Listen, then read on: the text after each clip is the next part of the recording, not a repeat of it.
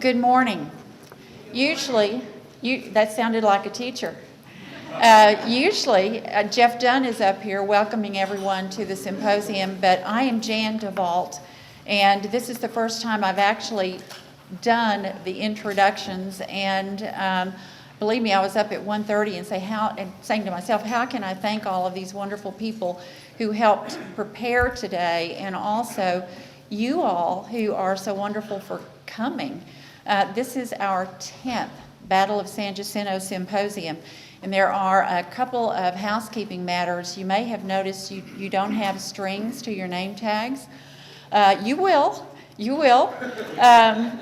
Our registrar, God bless Dave Britton and Dave Singleton, our registrar had another commitment. So I'm not going to say at the last hour, but the last few hours, Dave Britton has been trying to pull lists and everything together, so we have to cut him a little slack. Dave Britton, Dave Singleton, the symposium committee have worked very hard to bring a special morning to you. You all should have received a packet, a white packet. In that packet is today's program, and there is also an evaluation sheet. And we're hoping that you will read your program. There is a lot of good information in there about our speakers, and also pay attention to the folks that are our sponsors, our donors, our patrons, because without them we would not be able to do what we're doing today. There are some of you, and actually I'm just very curious, how many of you were here when we did the first San Jacinto Symposium? That is amazing. That is amazing. I know Jim Crisp and Jeff Dunn and I were here. You were there, Greg. In fact, Greg Dimmick, Jim Crisp, I think have been at every symposium, and my gosh, Greg Dimmick has pinch hitted as a speaker on at least one occasion for us, and we're very glad for that friendship and for the commitment that they have made. I'd like to, if I could, and I know I don't have very long, and you can do this to me like I do to Jeff Dunn when I start talking too much. Push you off. Please don't push me off. Don't push me off. To tell those of you, let me ask, how many of you, is this the first time you've been at the symposium? There's quite a few of you. Okay, thank you for coming. How this whole thing got started, it was a seed that Jeff Dunn planted 10 years ago. And Jeff at the time was the chairman of the San Jacinto Historical Advisory Board, and Nell Hoover and I made up the other three. There were three public members, and then Bill Connor was the representative for the San Jacinto Museum of History. And I went back and looked, and Jeff will remember this. Maybe not the date, but I'm going to tell you, Jeff, good historian that you are. June 17th, the year 2000. And the next item of business, this is from the San Jacinto Historical Advisory Board minutes, Chairman Dunn asked if any additional thought had been given to having a symposium or seminar on San Jacinto. And Bill Connor and I said, we have a friend at the University of Houston who actually is the dean of the Honors College, and his name is Ted Estes. So Jeff suggested, and we all agreed, that what we needed to do is actually meet with Ted and see if there's something that maybe we could put together. And we did. And Ted was very positive. He said, this is something definitely that I would encourage. I would encourage the university to get involved. And so that we reported back to the next advisory board meeting. And unfortunately, Nell Hoover, who was one of the public members, one of the three, died that summer.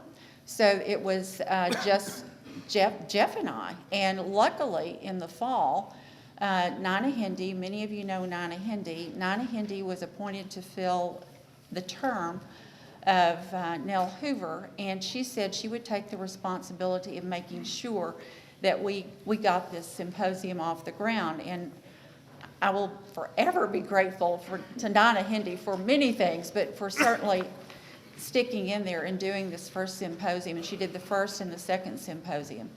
And this is hard to believe, but our first symposium was actually, we had 4 speakers. We had Jim Crisp, we had Frank Thompson, we had Greg Dimmick, and Miguel Soto. Since that time, and I'm going to take the time, don't do this, don't cut me off yet. I'm going to take the time to tell you who we have had over the years, and it is quite an amazing list of people. We've had Jim Haley, Josefina Vasquez, Steve Harden, Gerard Kendall, Frank De La Teja, J.P. Bryan, Bruce Winders, Raul Ramos, Madge Roberts, Mike Campbell, Michael Strutt, Ted Hollingsworth, Greg Cantrell, Andres Tijerina, John Wheat, Jack Jackson, Bill and Marjorie Walraven, Ann Hodges, Brenda McClurkin, Carolina Krim, Ed Miller, Felix Alvarez, John Jordan, Jerry Drake, Archie McDonald, Andres Resendez, Paula Marks, David Pomeroy, Fred McGee, Steve Moore, Gary Clayton Anderson, Steve Harrigan, Michael Angel Quiroga, Stuart Reed, Betsy Davis, Brianna Belton, Bill Brands, Sam Hayes, Jim Bevel, Roger Moore, Manuel Hinojosa, and Douglas Mangum. These are some of the brightest minds, brightest historians, and insightful speakers that you could have. They have kept us thinking about San Jacinto for 10 years. A lot of this is due to the work that Jim Crisp puts into this, and thank you, Jim, for everything that you have done. Fortunately for posterity, we have all of these symposias or whatever on DVD, and it's a great collection. It is a great collection. Also, and this is, I'm going to get off the stage just very soon, Jim, so you can get started. In your packet is another white envelope, and that envelope is labeled Save the San Jacinto Battleground Fund. When you have an opportunity, I hope you will actually study its contents, because some of you may know that on February the 4th of this year, the San Jacinto Battleground was named to Preservation Texas' 11 Most Endangered Sites. It's called 11 Most Endangered Places. Please read the material. We appreciate so much your effort. And now, Jim Chris, if you see me doing this, I'm talking about you. Not to worry. By popular demand, my introductory remarks have been limited to 5 minutes. Yeah, it was Jeff Dunn who had the crazy idea that not only would you have a San Jacinto symposium, but you would do it over and over and over again every year. And the brilliance of that idea has been proven over the past 9 years. And it's been proven largely because this was not a narrowly focused symposium, as that list that Jan just read demonstrates. We've had a wide variety of scholars. We're essentially interested, if I can borrow a phrase from myself, in 2 flags over Texas.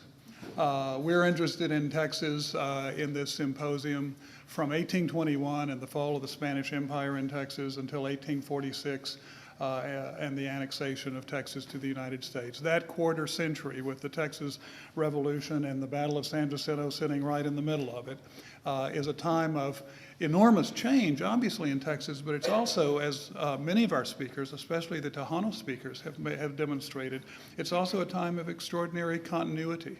And looking at the intertwined changes and continuities in Texas history over that 25-year period is what we've largely been about. Steve Harden is here today. Steve, wave at me if you're out there somewhere. There you are. He's hard to miss. There he is. Steve was, I think, partially responsible for inviting me several years ago to give a talk at the Victoria Goliad Symposium, a very successful one-time symposium when they took us on a tour of the various mission and other archaeological sites around the Victoria Goliad era. And as I told everyone that night, as we were dining on fajitas with strolling mariachis in the interior of the Goliad Presidio, Boy, that's quite a night. As I told them, when you dig, the story changes. That was absolutely proven to us by the reports that the archaeologists gave to us. When you dig, the story changes. Revisionist history is not a very popular term in Texas, and that's too bad, because that phrase works with historians, obviously, as well as archaeologists and anthropologists. When you dig, the story changes. And any working historian who's not simply recycling what he's read or she's read somewhere else, any working historian is a revisionist historian. As they discover new documents, as they look at old documents with new eyes and with new disciplines, any historian worth his or her salt is also a multidisciplinary historian. They call on the expertise of lawyers and anthropologists and economists and forensic bone guys. I think that's the official term that Doug goes by.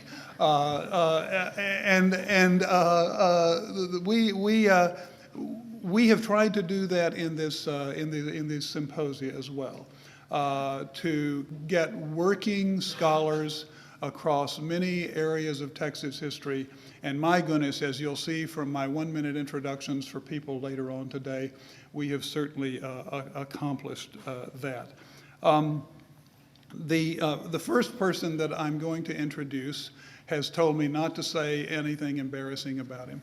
And so all I will say is that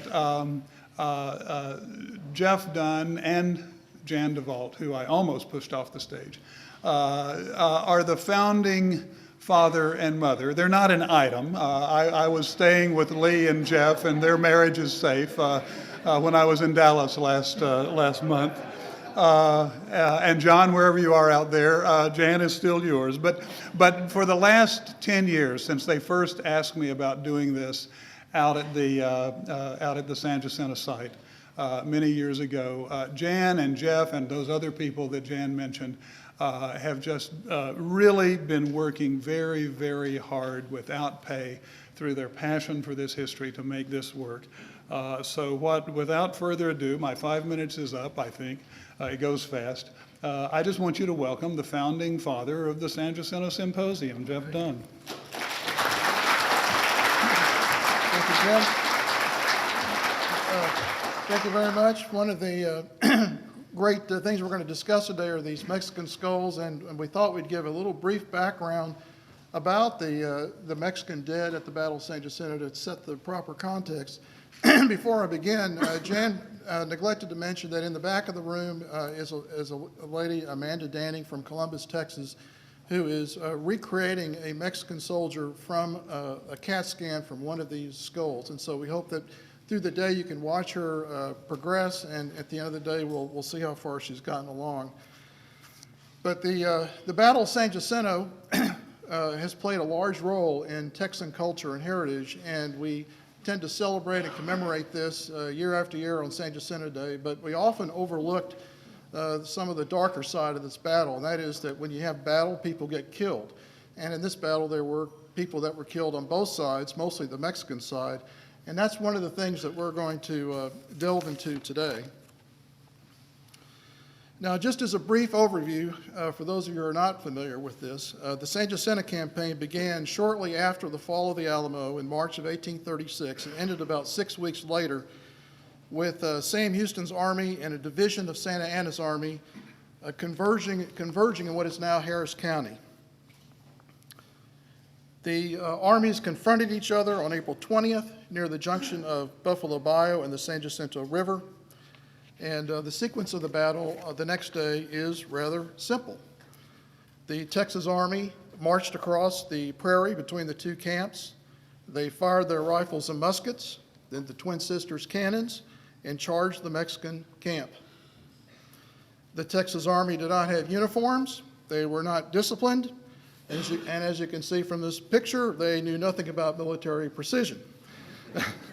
But what they did have, and what the military historians called elan, which is a vigorous spirit and enthusiasm, and sometimes that's enough to carry the day. This excerpt from McCardle's famous painting of the battle, which is in the state capitol, gives you a more realistic view of the engagement and the conflict. Now, the Mexican army resisted. They did so very bravely, but the commotion from the Texan attack against their lines quickly led to confusion, and in less than 30 minutes, the Mexican resistance largely ended. The Mexicans threw down their guns and fled or tried to escape on horseback. And what followed has been described by some Texans who participated in the battle as nothing more than a slaughter, because the battle was, for all practical purposes, over.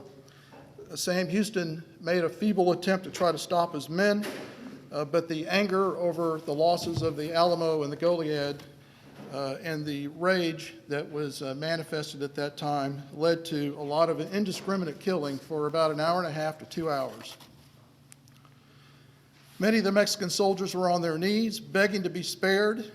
In hearing the shouts of Alamo and Goliad, they tried to respond with "Mino Alamo, Mino Goliad" to signify that they had not participated in those bloody engagements. Now, this phase of the conflict occurred in the south part of San Jacinto battlefield, which is south of the present San Jacinto monument. And this part of the battlefield still looks to me a little spooky today. But finally, at dusk, about 2 hours later, near Peggy Lake, Colonel Juan Almonte managed to surrender a large portion of the Mexican army, and at that point, the killing ended and the battle was over. The Texans went back to their camp on Buffalo Bayou and brought the prisoners with them. And the next day, Santa Anna himself was captured and brought before Houston. Now, the statistics of this battle are quite remarkable. The Mexicans had upwards of 1,400 men, of whom 630 were killed and 730 prisoners, according to St. Houston's report. And those numbers may be a little high. And of those, 208 were wounded, and only about 40 actually escaped back to the Mexican lines on the Brazos. The Texans, on the other hand, only suffered about 8 killed on the 21st, and 17 wounded. Now, the reaction in the United States was electrifying. Many newspapers in the United States picked up on this story and especially were intrigued by the fact that Santa Anna himself was captured. We also see that overnight the battlefield itself became something of a kind of tourist attraction. It was conveniently located on Buffalo Bayou on the steamboat route between Houston and Galveston, and maps of that era like this one often depicted the location of the battleground as a prominent landmark. Now, the 8 Texans who died on the 21st were buried together a few days after the battle near the Texas Army camp, and their graves were marked. And in 1882, a monument was placed at the site. This was the first monument on the battleground and perhaps one of the first of its kind in Texas. This was the San Jacinto monument for over 40 years until the big one was built in the 1930s. And this monument still exists today. It's located within the area called the San Jacinto Cemetery. It's often called the Brigham Monument. And it's hidden in the trees next to the parking lot for the battleship Texas. Now, there was no corresponding treatment or dignified treatment of the Mexican dead. And there were no memorials then or now for the Mexican dead. Within days of the battle, the bodies were plundered for valuables.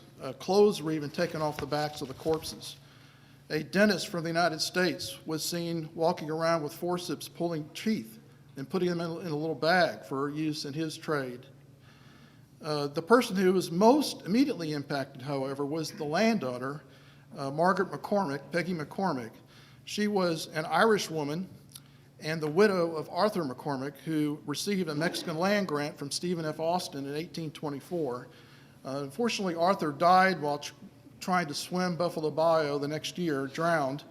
And Mrs. McCormick came back from the runaway scrape and discovered over 600 corpses in her backyard. She was a feisty lady, and she knew just who to blame for this. It was Sam Houston. And the story is said that she confronted Houston while he lay wounded at the Texas Army camp and demanded that he remove these dead bodies from her land. She didn't ask that they be buried, only that they be removed.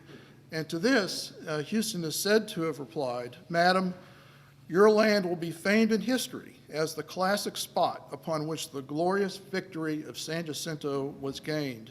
Here was born, in the throes of revolution, the infant of Texan independence. Here, that latest scourge of mankind, the arrogantly self-styled Napoleon of the West, met his fate." Now, the decorum of this symposium prevents me from giving you her reply to that statement. But suffice it to say, she was not very happy. Several days after the battle, John J. Lynn came to the battlefield from Galveston. And he wrote that a detail was made up of one man from each company of the Texan Army to actually go out and bury the Mexican dead. But it was said that these men refused to obey those orders. Lynn also said that he suggested to Houston that maybe 200 or more of the Mexican prisoners should go out there and do this under a strong Texan guard. And in his words, it ought to be as agreeable to the one as disgusting to the other. Well, this was presented to Santa Anna, who was, of course, a prisoner at that time, and the response was that he expressed total indifference as to what disposition was to be made of these soldiers, and recommended that if fuel was available, to just burn the bodies. Within a few days, this would have been early May, about 10 days after the battle, the smell of the dead Mexican corpses was so bad that the Texas Army simply just moved away. They moved up Buffalo Bayou, took the Mexican prisoners with them, and with that, the problem of the Mexican corpses was just abandoned to the residents in the area, including Peggy McCormick. The stories have come down that the bodies decomposed, and the domesticated cows that were grazing on the battlefield soon began chewing on the bones. This spoiled the milk and the meat, and finally the residents had to get together and decided that they would bury these bones in trenches. Unfortunately, to this day, we do not know where these trenches are, even though our organization, the Friends of San Jacinto Battleground, has been attempting to locate them. But it was also recorded that they left many of the skulls on the ground because they felt that the skulls were too large for the cows to chew upon. And in 1837 and 38, we have this strange phenomenon in the Houston area of people going out to the battleground collecting skulls. And with that, we see John James Audubon, the famous American naturalist who was famous at the time he came to Texas in 1837. He was offered Mexican skulls, and he even went to the battleground and saw the bones laying around. Now, we're going to have Dr. Totter will tell us more about his visit. I will say about this portrait, we used this as the theme for our symposium this year because the expression on Audubon's face makes it appear that he is looking at skulls, slaves, and sex all at the same time. In February 1838, John Herndon of Houston went out to the battleground, and he wrote in his diary that he collected many skulls himself. And he also recorded an incident in Galveston where he witnessed a doctor actually drinking whiskey from a skull. And in August 1838, Gustav Dressel, who's pictured here, visited the battlefield, and he also remarked in his writings that the bones on the battlefield still bear testimony to their number. So we see this phenomenon for several years after the battle. And for those of you who are interested, Steve Hardin's most recent book, Texan Macabre, goes into some of this darker side of what was happening in Houston during this period of time. Now, today's program on the skulls and Audubon was made possible by the internet and Google search. This catalog, the Catalog of Human Crania, published in 1857 by the Academy of Natural Science in Philadelphia, popped up in a routine search last year. And it is based on the collection of Dr. Samuel Morton, who was a Philadelphia physician. And in searching through this catalog, we see items here referencing Mexican soldiers who were killed at the Battle of San Jacinto. And 5 of these were donated to Dr. Morton by none other than John James Audubon. Also in this catalog, another skull was donated by W.M. Blackford, who it turns out was a lawyer in Fredericksburg, Virginia. And that skull has evidence that it was handled by Charles Pearson, who lived in Houston in 1837, and presented to Dr. James Cook of Fredericksburg, Virginia. And Cook happened to be the brother of William G. Cook, who was Sam Houston's aide at the Battle of San Jacinto. And the seventh skull that's listed on there is from a Dr. Trudeau, but as Doug Owsley will mention, when this skull was examined, it turned out that it was mislabeled and could not have been a San Jacinto skull, so we ended up with 6 skulls. Now, who was this guy, Samuel George Morton? Frankly, I think he was probably a peculiar fellow myself, but he made it his passion late in his life as a physician to try to collect human crania from all over the world, and he had correspondence throughout the world. And by the end of his life, and when he died in 1851, he had collected up to 1,500 specimens. And what he would do with these is he would measure the internal capacity of these skulls using mustard seeds and then later on leaden shot. And he theorized that intelligence among the races was directly related to brain size. And the larger the brain, the greater the intelligence, and vice versa. And this resulted in some of the first what they viewed at that time as scientific theories dealing with racial superiority. And it turned out that the most intelligent human beings on Earth coincidentally happened to be of Morton's race, which seems very peculiar to me. The question then becomes, did these skulls still exist today? It's one thing to see them in an 1857 catalog, and as I mentioned, the catalog was produced by the Academy of Natural Science, which still operates in Philadelphia. They said that that entire collection had been transferred to the University of Pennsylvania in the 1930s, and this led to a search at the University of Pennsylvania Museum of Archaeology and Anthropology. And sure enough, through the help of Dr. Janet Monge, who's the keeper of anthropology, and this picture comes from her website, by the way,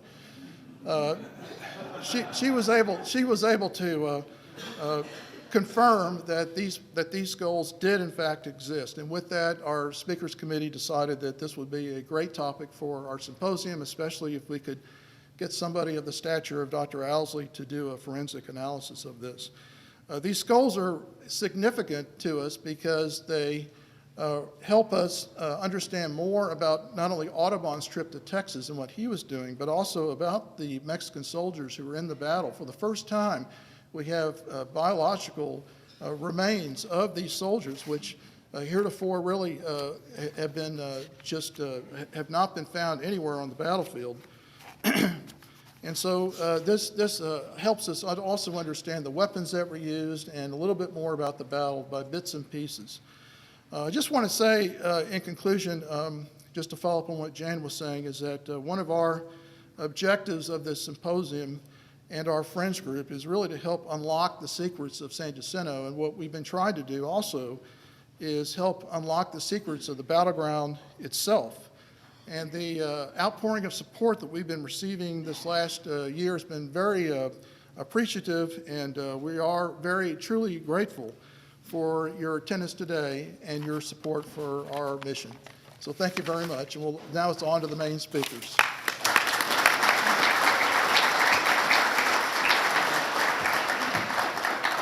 Thank you, Jeff. Our first speaker, Dr. Ron Tyler, comes to us from the Amon Carter Museum, where he's executive director. A quarter century ago, he was curator there after receiving his PhD from TCU in Fort Worth. And in the intervening time, for about 20 years, Ron is extremely old.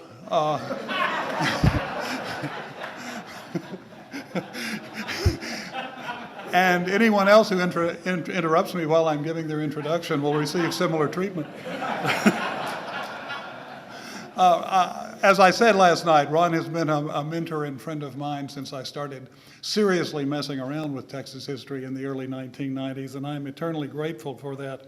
But Ron carried out that help for me during that intervening couple of decades when he was a professor at the University of Texas in the history department and executive director of the Texas State Historical Association.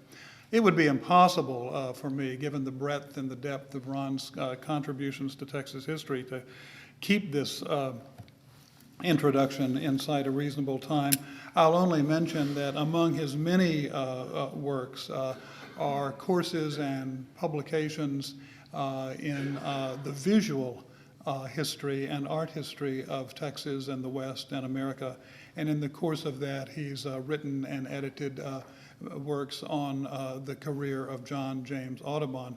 I don't think we could have brought a better pair to do the presentations that you're about to see, a better pair anywhere in the world than Ron Tyler and Doug Owsley. So without further ado, I will turn the lectern over to Ron.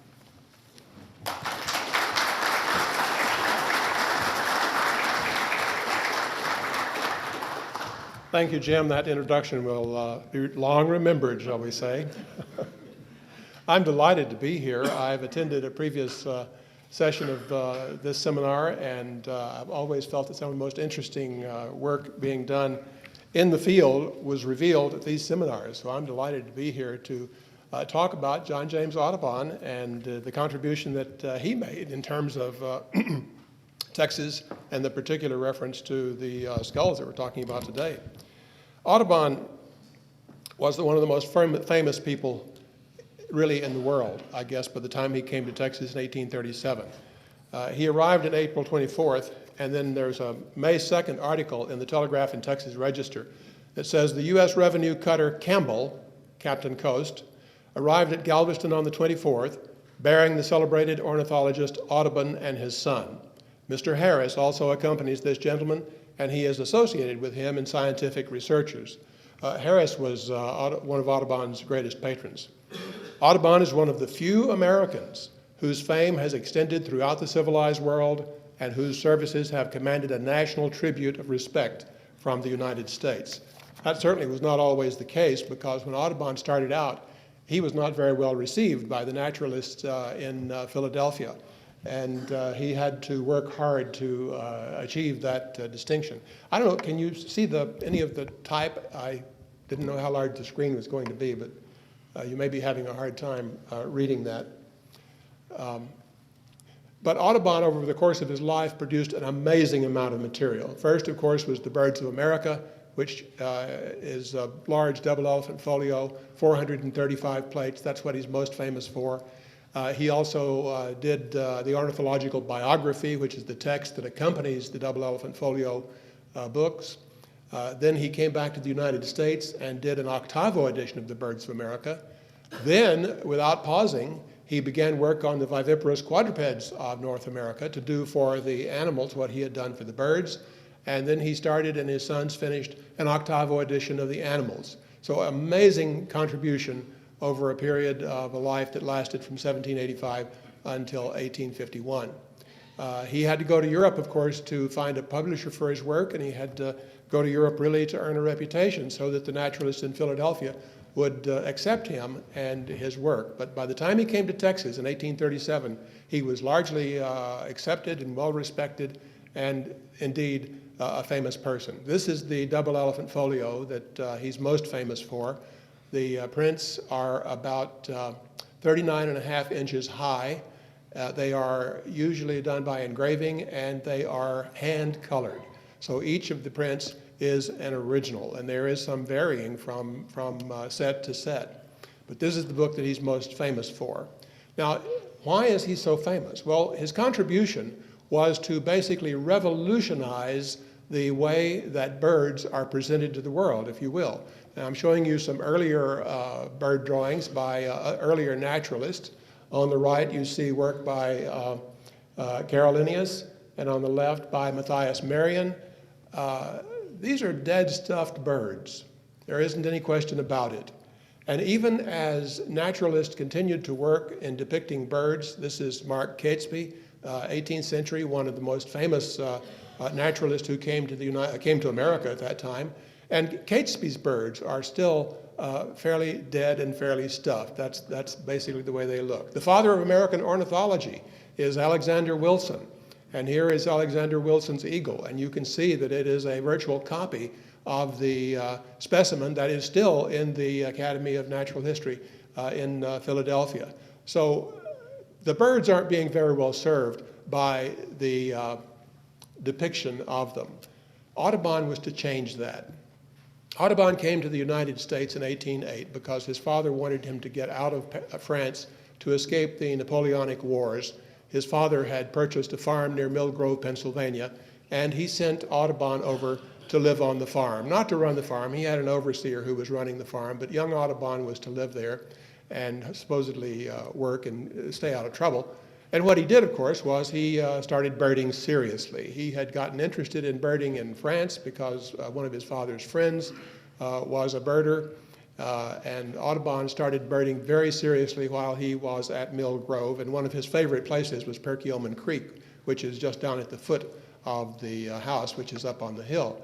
Well, Audubon's technique, and I show this Dürer print to illustrate his technique. You see there's a screen between the artist and the subject, and that screen is lined off, and on the artist's paper there are identical lines. In other words, each one of those little blocks is the same size. The artist is looking through an eyepiece, if you will, or actually just a sight, so he can keep his eye in the same place. So if the artist keeps his eye in the same place and then fills in on the piece of paper what he sees in each one of those squares, he automatically produces perspective. This was something that Audubon perfected while he was at Mill Grove, and he embroidered upon that by putting the specimen in front of the screen. And in fact, he didn't need a screen. All he needed was another piece of paper lined off in a similar way. So what he was doing was, by reproducing in what he saw on that screen, he was drawing the birds in actual size as well. And that was his goal, to draw all the birds of North America in life size.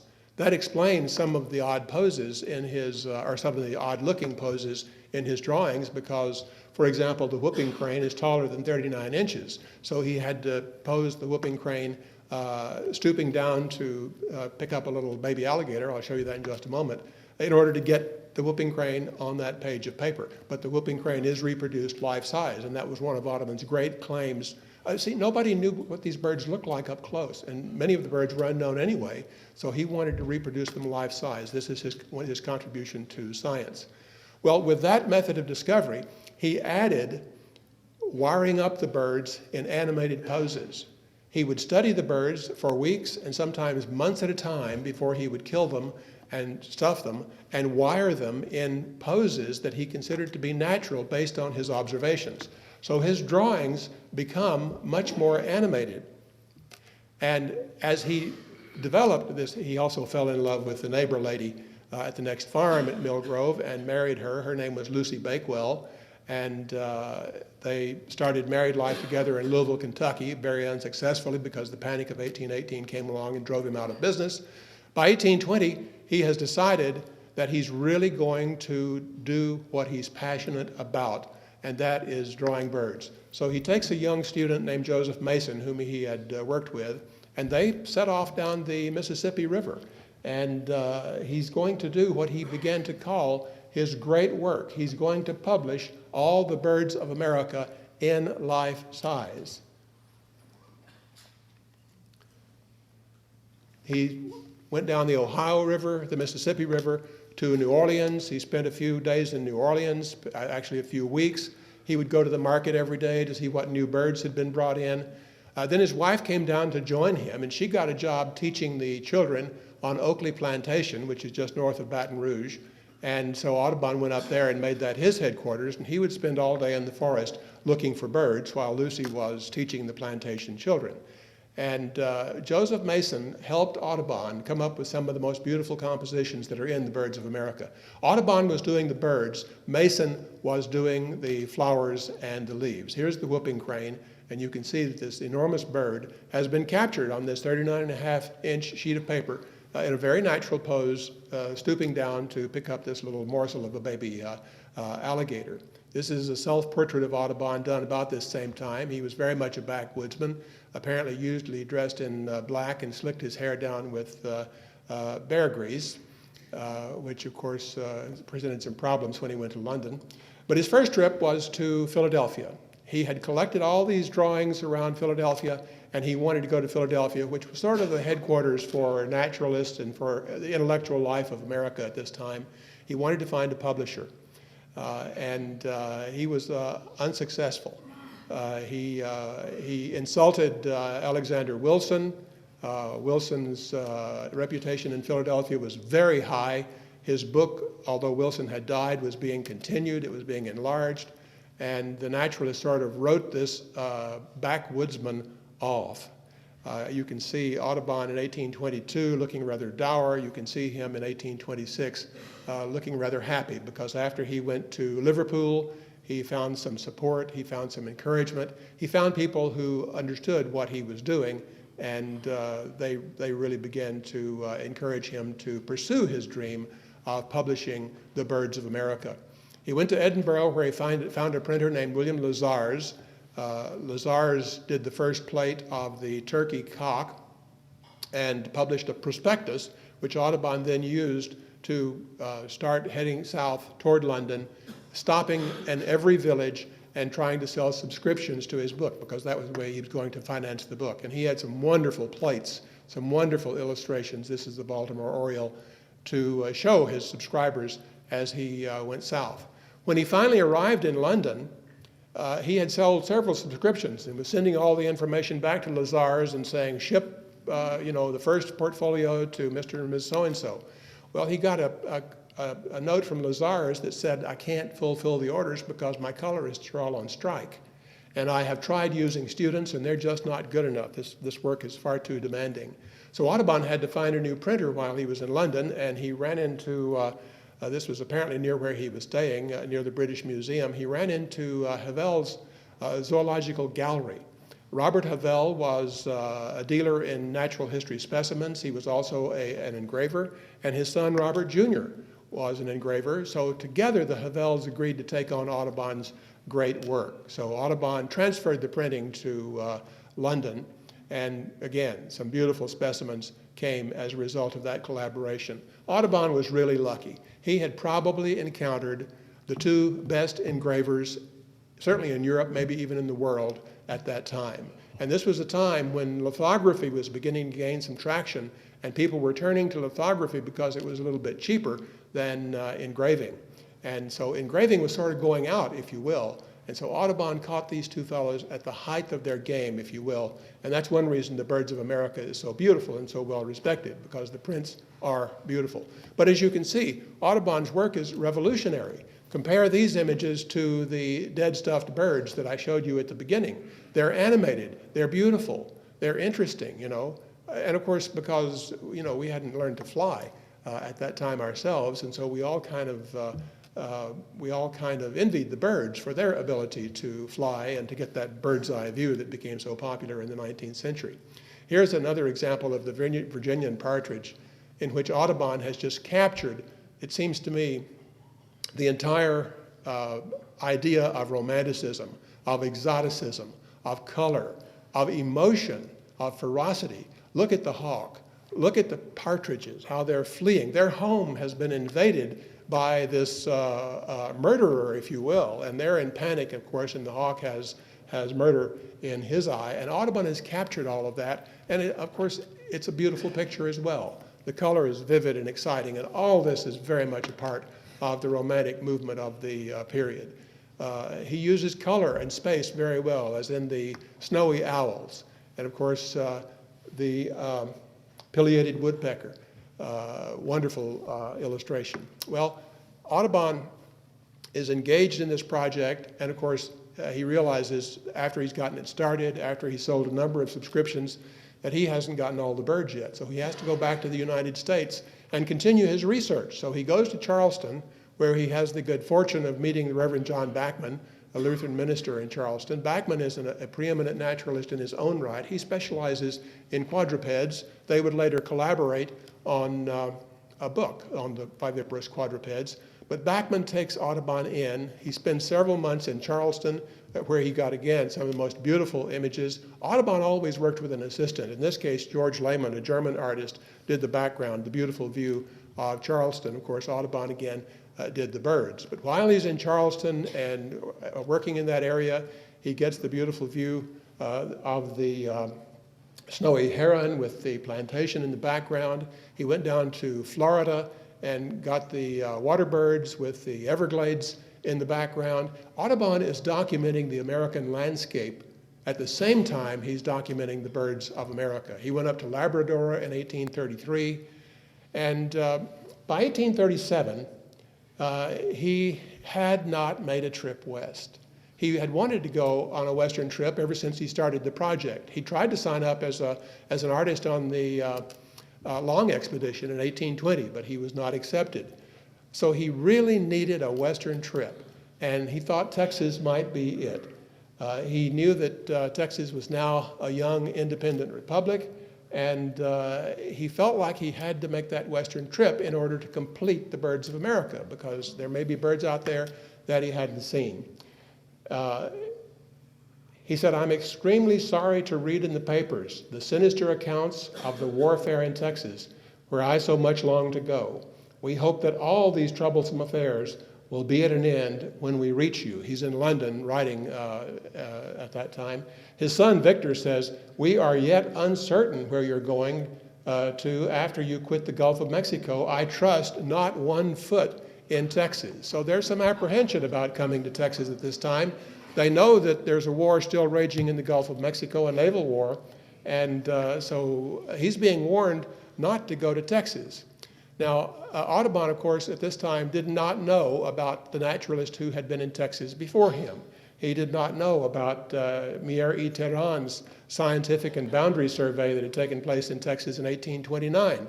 And he was accompanied part of the way by a Swiss naturalist named Jean-Louis Berlandier, who was documenting the animals and the birds and the plants, primarily of South Texas, but also some into East Texas. He was also documenting the people of Texas, including the Indians, and made a beautiful series of about 20 or 30 watercolor sketches of the Indians of Texas. Nor did he know of the work of William Drummond, a Scotsman who had been sent to Texas from what is today Kew Garden. Drummond was in Texas in 1833, and he was studying the plants, the wildflowers of Texas, and he sent seeds and specimens back to Kew Garden. Fortunately, he did, because he died in a cholera epidemic in New Orleans in 1834 and didn't get back himself, but his specimens and his seeds did, and so they were able to publish in Curtis's Botanical Magazine a whole series of illustrations of the Texas wildflowers between 1834 and 1836. And what you're seeing on the left, as far as I'm aware, is the first illustration of the Texas bluebonnet. Even Mary Austin Holly had written about birds in Texas. She said, "The principal specimens of the feathered tribe in Texas are mostly such as are well known in the United States, and therefore need no description." Well, Audubon perhaps could have saved himself a trip if he had known that, but he might not have taken her at her word. You never know. Audubon was great at convincing people to help him. He had a whole network of naturalists that he corresponded with.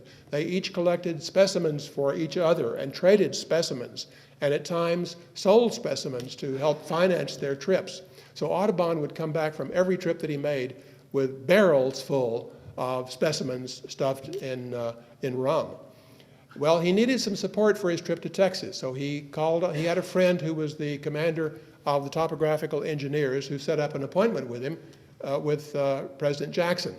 So he went to see Jackson, had dinner with Jackson, and he said, "I sat close to him and we spoke of olden times and touched slightly upon politics. I found him very averse to the cause of Texas."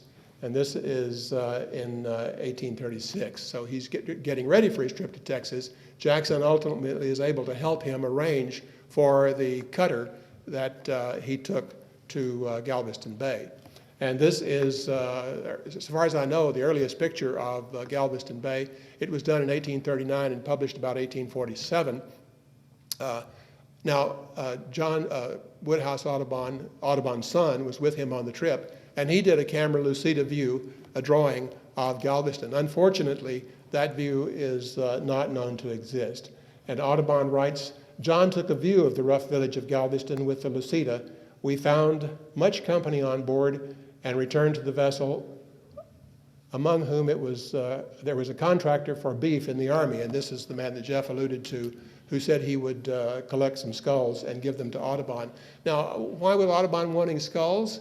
Well, he was a very good friend of Dr. Samuel Morton. They had been trading correspondence for years. They had been trading specimens for years. Morton would send Audubon birds, and so Audubon was trying to help him with his collection of skulls. Why was he collecting skulls? The foremost question among naturalists of the day in the 1830s was the origin of the species. Where did we come from? Was it the biblical description, or was it some other kind of origin? That was the big question. So naturalists were studying every element of nature, but that was the overriding question. So if you could gather skulls from all over the world and get, different races represented, maybe we could begin to determine whether there was a unified origins or whether there were separate origins. That was the goal of the naturalist of that period, and Dr. Samuel Morton was one of the leaders in studying craniology. And of course, this is also the time of phrenology. You might have noticed that Audubon said the man who was going to help him bumped with botanical bumps. He was talking about bumps in the skull because of the study of phrenology. Well, after Audubon arrived at Galveston, they took a boat up. This is San Jacinto River. They took a boat up the San Jacinto off to Buffalo Bayou and then on into Houston. Audubon says, we landed at the capital of Texas, drenched to the skin, and we were kindly received on board the steamer Yellowstone. Shanties, cargoes of hogsheads, barrels. We were spread among the landing, and the Indians drunk and hallooing and stumbling about in the mud in every direction. Many of them were young and well-looking, and with far less decorations than I've seen before. We're very fortunate to have some excellent descriptions of Texas from Audubon's journal, or from the surviving parts of Audubon's journal. He said, as soon as we arose above the bank, we saw before us a level of far extending prairie, destitute of timber and rather poor soil, houses half finished, most of them without roofs. Tents and a liberty pole with the Capitol were exhibited to our view at once. We approached the president's mansion, however, wading through water above our ankles. This abode of President Houston is a log house consisting of 2 rooms and a passage through after the Southern fashion. The moment we stepped over the threshold, on the right hand of the passage, we found ourselves ushered into what in other countries would be called the antechamber. The ground floor, however, was muddy and filthy. A large fire was burning. A small table covered with paper and writing materials was in the center. Camp beds, trunks, and different materials were strewn around the room. We were at once presented to several members of the cabinet, some of whom bore the stamp of men of intellectual ability, simple though bold in their appearance. Here we were presented to Mr. Crawford, an agent of the British minister to Mexico, who had come here on some secret mission. He says that while they were waiting to see President Sam Houston, we amused ourselves by walking to the Capitol, and this is Mary Austin Hawley's drawing of the Capitol in December of 1837, a little bit after Audubon's visit. We amused ourselves by walking to the Capitol, which was yet without a roof, and the floors and benches and tables of both houses of Congress were well saturated with water, as our clothes had been in the morning. We invited one of the great men of the place to enter, we were invited by one of the great men of the place to enter a booth and take a drink of grog with him. We did so, but I was rather surprised that he offered his name instead of cash to the barkeep. He said, we first caught sight of President Houston as he walked from one of the grog shops where he had been to prevent the sale of ardent spirits. He was on his way to the house and wore a large gray coarse coat. And the bulk of his figure reminded me of the appearance of General Hopkins of Virginia, for like him, he is upwards of 6 feet high and strong in proportion. But I observed a scowl in the expression of his eyes that was forbidding and disagreeable. We reached the abode before him, but he came soon, and we were presented to His Excellency. He was dressed in a fancy velvet coat and trousers trimmed with broad gold lace. Around his neck was tied a cravat, somewhat in the style of '76. He received us kindly and was desirous of retaining us for a while and offered us every facility within his power. He at once removed us from the anteroom into his private chamber, which, by the way, was not much cleaner than the former. We were severally introduced by him to different members of the cabinet and staff, and at once asked to drink grog with him, which we did, wishing success to the new republic. Our talk was short, but the impression which was made upon my mind at the time by himself and his officers and his place of abode can never be forgotten. Audubon had a wonderful time in Texas. It was a great place to hunt, and of course that's what he did with most of his time, because he had to acquire specimens. And he acquired a lot of specimens while he was in Texas. We don't know how many, because I think some of them were lost on the way back. As he was leaving, he went back down Buffalo Bayou, of course, and visited the grounds at the battlefield, and that's when he noted that the bones of the Mexican soldiers were still strewn around the battlefield. After Audubon's departure, Senator Stephen Everett introduced a resolution into Congress to recognize Audubon as an honorary citizen of the Republic of Texas, but as John Jenkins writes in his book on Audubon in Texas, the gesture met a snag in the Foreign Relations Committee and failed to pass. Audubon's comment as he left Texas was, "Nobody bought my book." He was dealing, of course, with a fledgling country where there was no money. Perhaps he might have sold a book if he'd been willing to accept a trade. I'm not sure.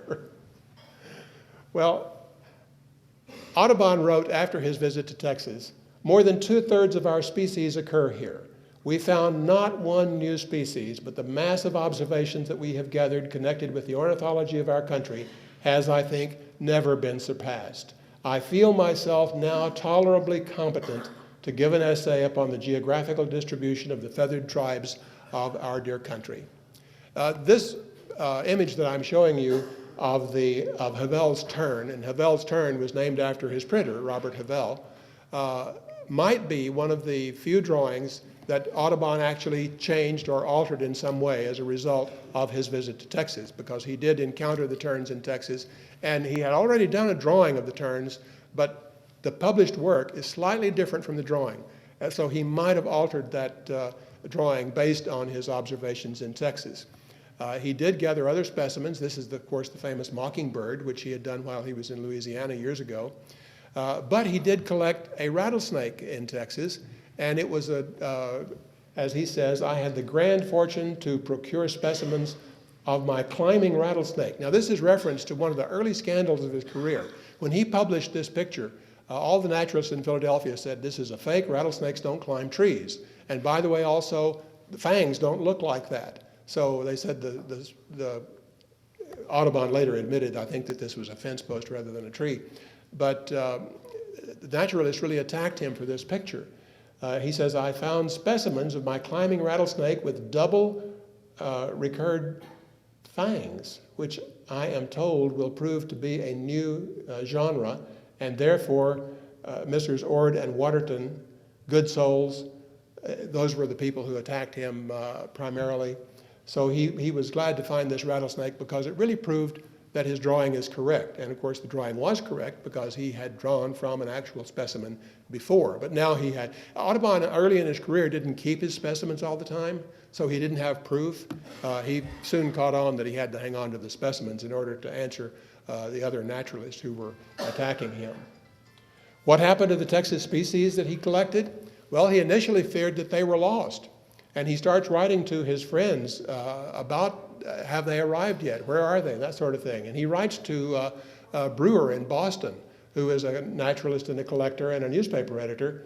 And at least one, if not 5 barrels of my birds in rum collected when on the shores of the Mexican Gulf are also missing, and one contained the skulls of Indians and so forth, intended, some of them, for friends in Philadelphia. This might have been Morton's skulls. Later he writes to Harris, I am glad that you received the barrel of skulls and one of the boxes of eggs. So we know that some of the specimens were finally delivered to Harris. They showed up in the book on craniology that Jeff mentioned. And Audubon, after his Texas trip, then went back to London, where he brought the birds of America to a conclusion the very next year. So he made his trip to Texas right before he finished the great work. He immediately embarked, as I said, in the viviparous quadrupeds of North America and the octavo edition of the birds. His son, John Woodhouse Audubon, came back to Texas while doing research on the quadrupeds. So you get the wonderful picture of the nine-banded armadillo, the red Texan wolf, the jackrabbit. These are wonderful pictures. Audubon was one of the few people who, by selling subscriptions to his book, became a somewhat wealthy man. And this is the house that he built for his family on the shores of the Hudson River, where he lived to a ripe old age, dying in 1851. His trip to Texas was a highlight for him, and perhaps we have some objects from that trip that will occupy us for the rest of the day. I hope so. Thank you.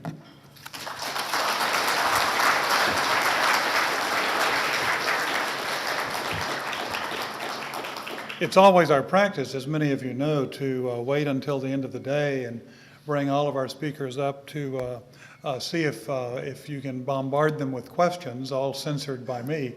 But it's also our practice when someone finishes with a little bit of time left, and we have under 10 minutes, but over 5 minutes, to see if there are any immediate questions, if Dr. Tyler would be willing to answer any that come to mind immediately after seeing his presentation. So there are bright lights in my eyes, so you'll have to sort of wave and scream and jump up and down. But if anyone has a question, yes, ma'am, go ahead with your question. Would you say a little more about the person who preceded Audubon in Texas, who had already documented a number of animals and birds, and what was his name? Jean-Louis Berlandier. He was a Swiss naturalist in the employ of the Mexican government.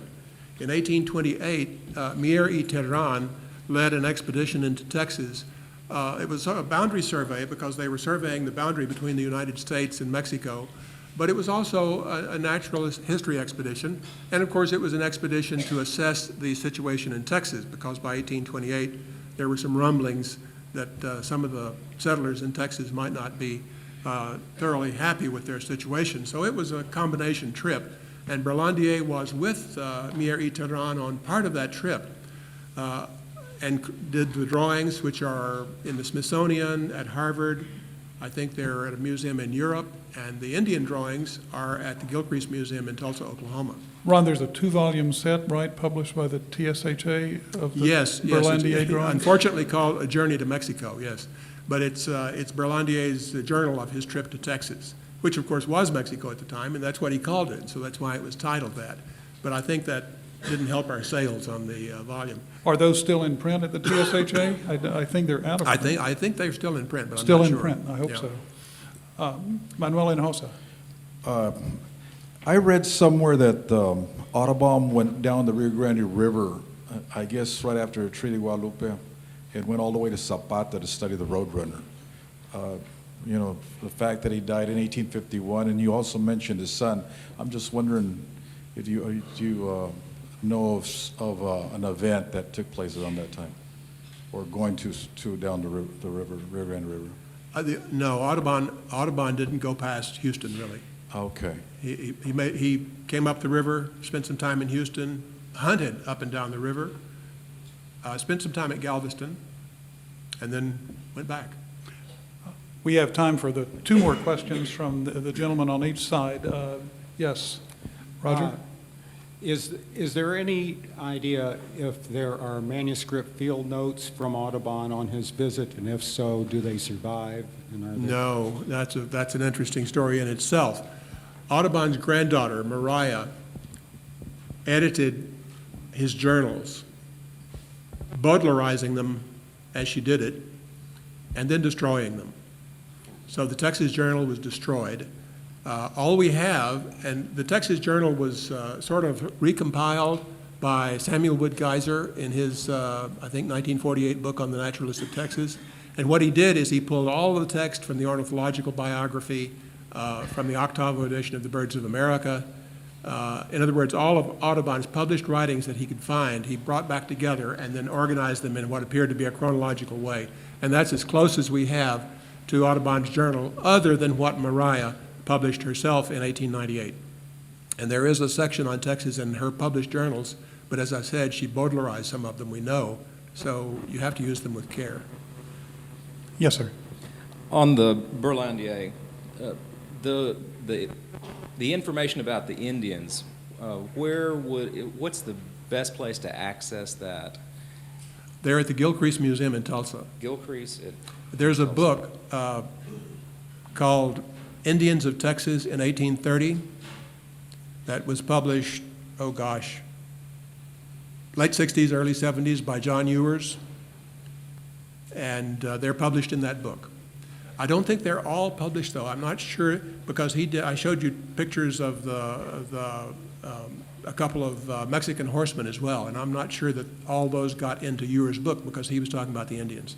These are fabulous little watercolors, Texas in 1828 to 1830, and they're just not that well known. And part of the reason is they're in a bound book, so even if you want to exhibit them, you have to, open the book and exhibit them one at a time. Right. Dr. Siracusa, one last question, please. Good morning. My maiden name is Bachmann, and I grew up in Cedar Rapids, Iowa, with Audubon books and prints, and was told that a relative of ours, John Bachmann, who was a pastor in the Carolinas, had, as a friend, helped Audubon write some of his texts. Are you familiar with John Bachmann? Oh, yes, he did. He was the author of the Viviparous Quadrupeds text. The book would have never gotten done without Dr. Bachmann. Yeah. Thank you. They became lifelong friends. Audubon's two sons married two of Bachmann's daughters, who unfortunately died fairly young of tuberculosis. So they had close family connections and kept in touch throughout the rest of Audubon's life. Thank you for those questions. You've already heard us mention our next speaker, Dr. Douglas Owsley. He comes to us from Washington, D.C., where he is the curator and head of the Division of Physical Anthropology at the Smithsonian Institution's Museum of Natural History. He is, as you will read in your program, a research specialist in skeletal biology, and I've seen here that he's examined more than 10,000 skeletons. He also must be a very old man. Also an expert in forensic anthropology, historic populations of North America, the Plains Indians, Polynesia. You can find him on YouTube. Giving interesting lectures on the internet, samples of, I hope, what he's going to be doing today. He is a particular expert on the examination of human bone and what one might be able to learn from those examinations. And I want you to give a very warm welcome to Dr. Douglas Owsley, please.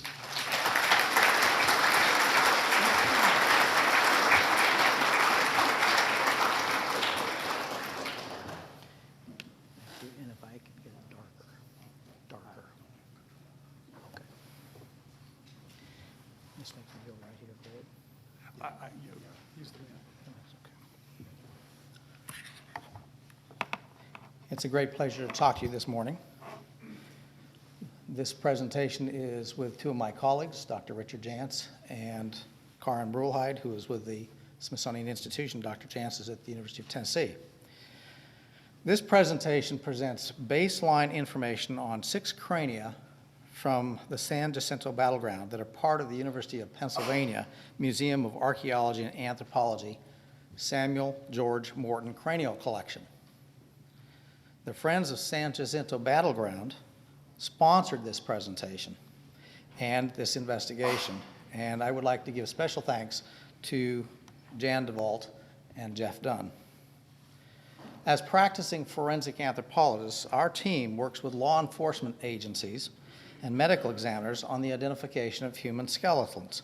We work on human identification cases that either involve badly decomposed remains or skeletonized remains. Situations where you cannot look at the remains and say who that person is. So the primary objective of a forensic anthropologist in many cases is to assist in establishing positive identification and then also evaluating the evidence that helps determine the cause of death. Much of our work concerns contemporary missing persons cases, but it also extends to mass disasters. And that would include, for instance, in my case, working in Europe with Croatia, for example, or assisting with identification of Pentagon plane crash victims, or in case of Texas a while back with the Waco Branch Davidian compound members.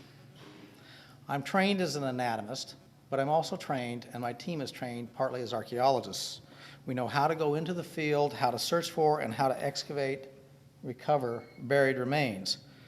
And our recovery sites, when we're doing this work, it's very carefully documented, and in some cases, then we serve as expert witnesses in court of laws interpreting the site to a jury. As research scientists, we apply these techniques that we do with our contemporary investigations to the study of human remains dating to the historic and prehistoric periods. And our knowledge and training in human anatomy and extensive experience derived from analyzing thousands of human skeletons is what is our baseline. As you can read a book, my team can read bone. The human skeleton can tell you much about the life of the individual, not just about their death. Sometimes our historical research deals with the examination of the remains of soldiers, and in my case, because of where I'm located at the Smithsonian in a federal system, it's included examinations of soldiers dating to the Revolutionary War, the War of 1812, and also more extensively the Civil War. It has been both fascinating and a privilege to assist with the examination and identification of historic period military remains, including, in my case, the crew that went down with the Confederate submarine off of Charleston, the submarine, the H.L. Hunley in South Carolina, or the Union ironclad, the Monitor. And then also in terms of Texas, some of my very first exposure, your Confederate soldiers that were killed in the Battle of Glorieta Pass near Santa Fe, New Mexico. This past summer, my team examined men from the opposing force, Union soldiers that were killed during the Battle of Val Verde and buried at Fort Craig, New Mexico. Well, this presentation that I'm giving you today really has a surprising origin, a sort of a who would have thought it type issue. And that is the actual preservation of human remains from the San Jacinto battlefield. They have not been lost, but instead very carefully maintained as part of an early and irreplaceable anatomical collection that even today remains a valuable resource for scientific research. Samuel George Morton was a medical doctor and a member of the Philadelphia Academy of Natural Sciences, and he assembled this unique collection from 1832 until his death in 1851. Working with worldwide contacts, including anatomists, naturalists, military surgeons, and missionaries, he acquired crania from every occupied continent. This renowned collection that at his death numbered 867 was a collection that was carefully labeled, and it, in this country, predates any other anatomical collection that we know of and work with today. Dr. Morton's archival records and catalog, published in 1849, provide information about the recovery context, the identity, and the original collector. And he assigned, as the specimens came in, he assigned consecutive catalog numbers to each cranium recorded on the bone in durable India ink. The 5 San Jacinto crania collected by John James Audubon in the spring of 1837 are numbered 555 to 558 and also number 690. And they are identified, as you will see, by printed labels attached to the frontal bone that state Mexican soldier slain at San Jacinto. 4 of these crania have another label that were affixed by Morton to the side of the cranium. And these labels, in conjunction with Morton's 1849 catalog, provide information on the location of recovery, his estimate as to the man's age at death, information about ancestry, unusual pathology, and the name of the collector. The 5th one that Dr. Morton included in his collection is numbered 689, and it is labeled a little differently. It says Mexican, both in ink and in the tag that he affixed to the frontal bone. And it has, as you will see, an inscribed chain of custody that is written across the right side of the cranium that says Charles A. Pearson to Dr. James Cook and Dr. Cook to Samuel Morton. Dr. Morton's concern with documentation makes this collection a valuable resource for scientific research today for individuals that are concerned with population variation and then how it's changed from, say, the 1830s and that time period to the present day, something that we would refer to as looking at secular change in cranial morphology. After Dr. Morton's death, the collection was donated to the Philadelphia Academy of Sciences, and during the mid-1960s, the collection was then transferred to the University of Pennsylvania on loan to the University of Pennsylvania Museum of Archaeology and Anthropology, where it was then formally transferred and is part of that collection, and there it is very carefully maintained and available for research. For this research, we assembled an experienced forensic anthropology team to examine these crania, and it was comprised of 5 individuals, 4 from the Smithsonian Institution. One is the science photographer whose photographs you'll be seeing in a minute.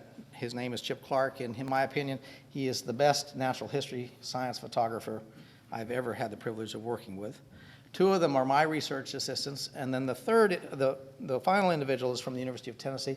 He is Professor Emeritus Dr. Richard Jantz, who is my dissertation advisor from over 30 years ago, and he specializes in quantitative morphometric variation in craniofacial morphology among human populations.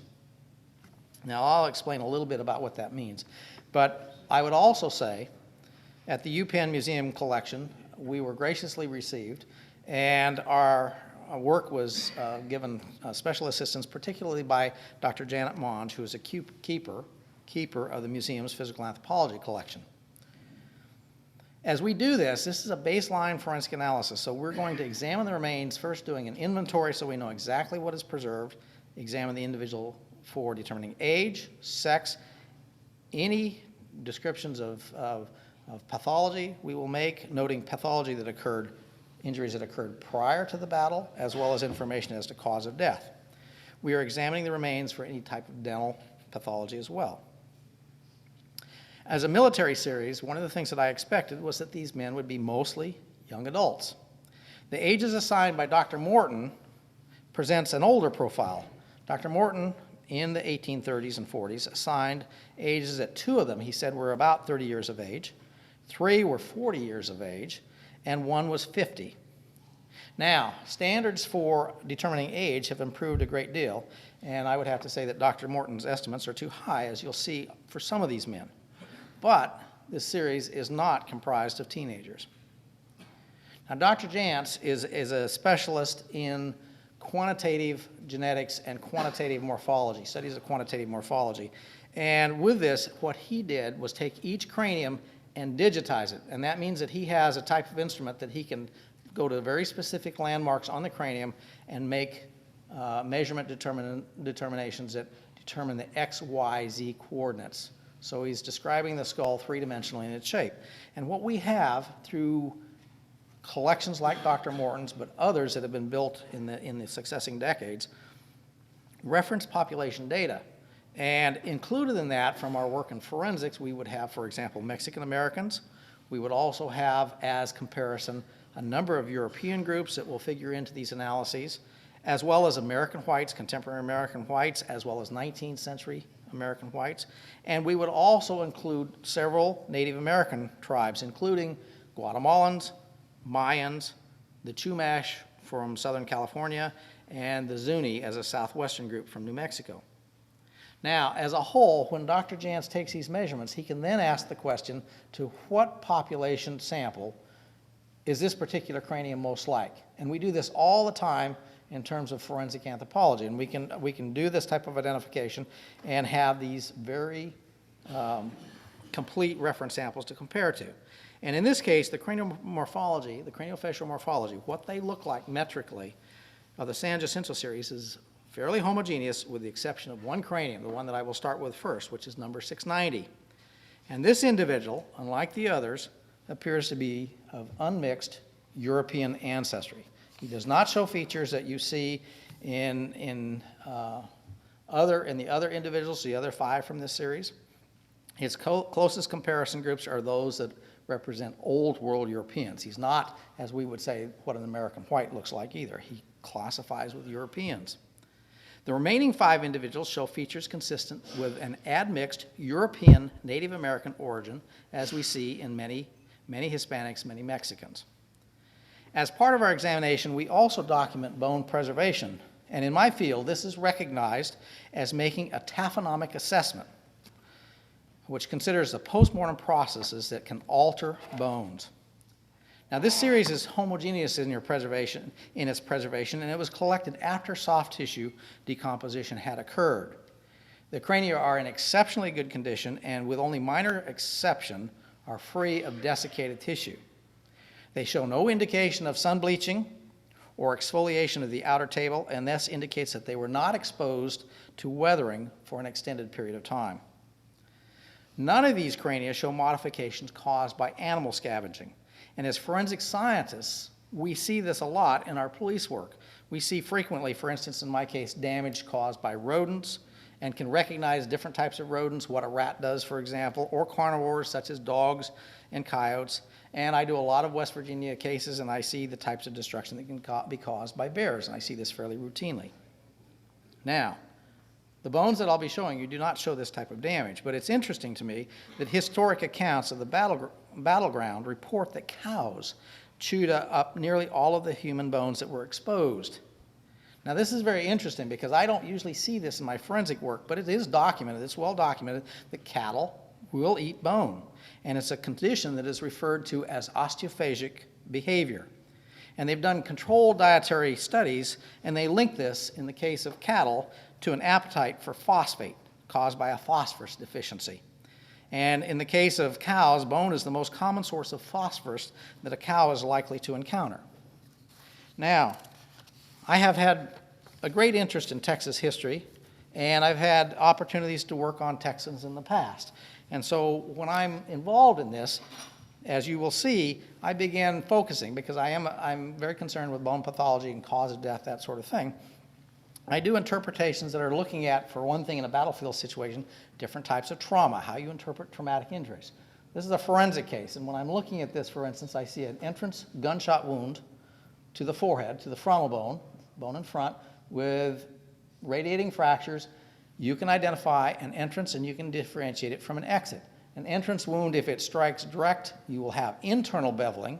It blows the bone surface away on the internal as it passes through, and it leaves a very sharply defined entry. The bone, as it is struck and it exits, the bone will often be larger. It's generally larger in terms of an exit wound, because that bullet will flatten, that bullet may start to tumble, and so when it exits, it usually leaves a larger exit wound, and we see this in this man's exit here in the occipital bone. The back portion is the occipital. And from that, we see then a larger opening with external beveling. Now, all of the skulls that I'll be showing you, you can always tell if someone's used to working with skulls by how they photograph them. And this type of position that you're seeing here is called the Frankfurt horizontal. And the Frankfurt horizontal is essentially the carrying angle of the head. We will always start out with this. I'll show you some different views of these individuals, and then when I'm focusing in on pathology, I'll come in and we'll work with some different angles. Now, I've had the opportunity to work on some of your very interesting Texans in the past. One of the individuals that we identified was a gunfighter named Wild Bill Longley. My first exposure to Texas history was when I was working and asked to identify Ben Milam. And Ben Milam, as you know from your very intense interest, was a leading figure in the Texas Revolution, and he was a Kentuckian and had served in the War of 1812. And we examined his remains when his monument in San Antonio was being moved in Milam Park. He is best known for his call for volunteers to storm the city of San Antonio in December 1835 with his impassioned plea, "Who will go with old Ben Milam into San Antonio?" Now, in that process, he was shot in the head, and he was killed instantly. And as we look at his cranium, we're seeing the left parietal, so the left side of the head, left parietal here, and you're seeing a classic exit wound with the external bevel as it as it goes in. The frontal portion was not preserved. The bullet struck him somewhere in the forehead area and then exited the top left side of his head. Now, he was 47 years of age at the time he was killed. As we do examinations, one of the things that we will look at is all aspects of the bone, and if we look at Mr. Milam's dentition, for instance, one of the first things that I'm drawn to is the fact that he liked his pipe. And you've got a well-defined, in the lower jaw, the mandible, a well-defined pipe facet here where the pipe stem, clay pipe stem, is harder than the tooth surface, and through working with it and chomping on it, it will form a naturally formed circular groove. He referred to himself as Old Ben Milam, and I can see, even though 47 years of age, I can see evidence as to why he perhaps at times felt like that. For one thing, as with your Texans, they would be accomplished horsemen, and if we see someone growing up on a horse, we can pick it up in the bones.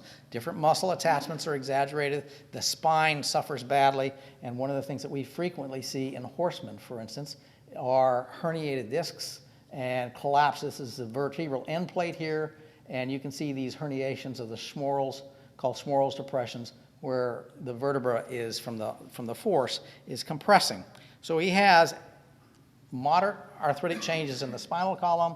He has wedging of his vertebra. He has these types of herniations. And when I look at his knees, for instance, one of the things that you can see is he had some serious knee problems in the sense that this is his femur. So we're looking at the femur and the joining tibia, and all of these are going to be arthritic changes. All of these are arthritic changes. He would be, now 47, too young, but had he survived and gone on and was alive today, he would be a good candidate for a knee replacement. This is the first of your Mexican soldiers. This is the one that Dr. Morton identified as number 690, and you see the way that he has labeled it. It is the color that all of these are. The patina that they pick up from the natural environment is a brown color, and there is small amounts of adhering soil to these bones. Dr. Morton did probably some cleaning, but not extensive cleaning.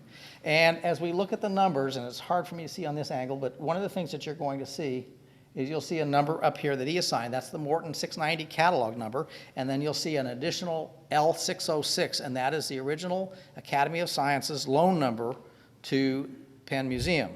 And then you see the attached label that I mentioned, Mexican soldiers slain at San Jacinto, and that is a Morton catalog number, and it is those records that really help us in terms of identification.